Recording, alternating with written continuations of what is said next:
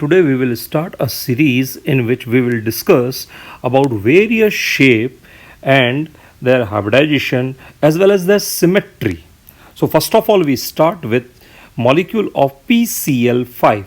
In PCl5 molecule, central phosphorus atom is sp3d hybridized. So it has trigonal bipyramidal structure. अब ये जो हमने trigonal bipyramidal structure बोला है, इसका क्या मतलब होता है? इसका मतलब होता है कि हमारे पास में एक ट्राइंगल अवेलेबल है, ठीक है। उस ट्राइंगल के ऊपर हमने वेज पर एक ग्रुप लगा दिया और डैश पर हमने क्या कर दिया, आपका इसमें दूसरा ग्रुप क्या कर दिया, इसमें लगा दिया, ठीक है। तो इससे जो स्ट्रक्चर बनेगा वो ट्राइगोनल बाइपिरामिडल स्ट्रक्चर बनेगा। आप बोलोगे ये कैसा शेप होता है, इसे हम 3D में दिखाइए, तो राइट हैंड साइड के अंदर हमने इसका 3D मॉलिक्यूलर मॉडल ले रखा है। अगर आप ढंग से देखें तो हमारे पास में सेंट्रल में एक रेड कलर की बॉल है, उसे ट्राइंगुलर शेप के अंदर अगर आप ढंग से देखें तो ग्रीन बॉल्स हमने क्या कर रखी है, जोड़ रखी है, ठीक है।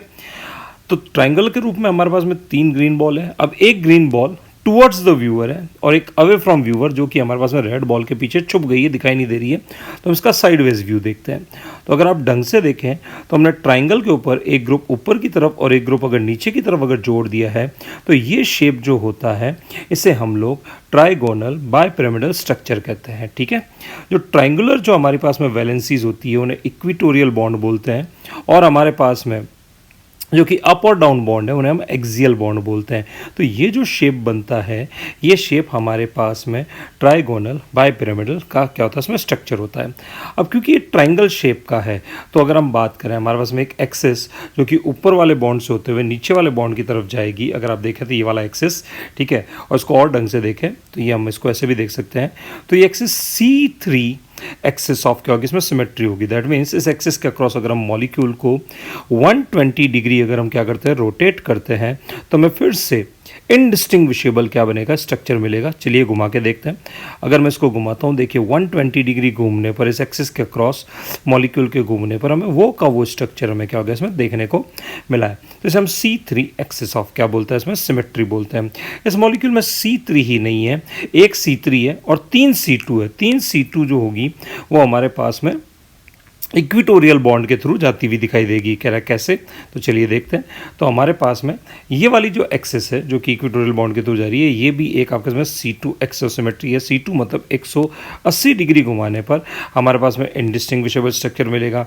एक C2 हमें यहाँ देखने को मिलेगा और एक C2 हमें यहाँ देखने को मिलेगा, ठीक है। तो हम कह सकते हैं इस मॉलिक्यूल के अंदर 3 C2 और एक C3 एक्सिस ऑफ सिमेट्री है। अब आप पूछेंगे क्या इसमें प्लेन ऑफ सिमेट्री है? मैं कहूँगा हाँ, इसमें प्लेन ऑफ सिमेट्री भी हमारे पास में क्या है, अवेलेबल है।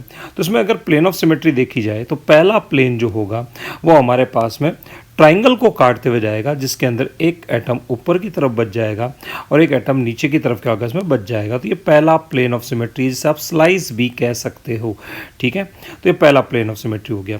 अब जो हमारे पास में 3 और जो प्लेन ऑफ सिमेट्री होंगे वो हमारे पास में इक्विटोरियल बॉन्ड को काटते हुए जाएंगे, इक्विटोरियल बॉन्ड को, और अप और डाउन वाले आपके इसमें Cl को काटते हुए। ये हमारे पास में पहला प्लेन ऑफ सिमेट्री, फिर ये दूसरा और ये तीसरा, ठीक है। वापस से देखते हैं, ये हमारा सब पहला, ये दूसरा और ये तीसरा, ये इक्विटोरियल को काटते हुए हो गए। और चौथा प्लेन ऑफ सिमेट्री हमारे पास में क्या हो गया, इसमें स्लाइस हो गया।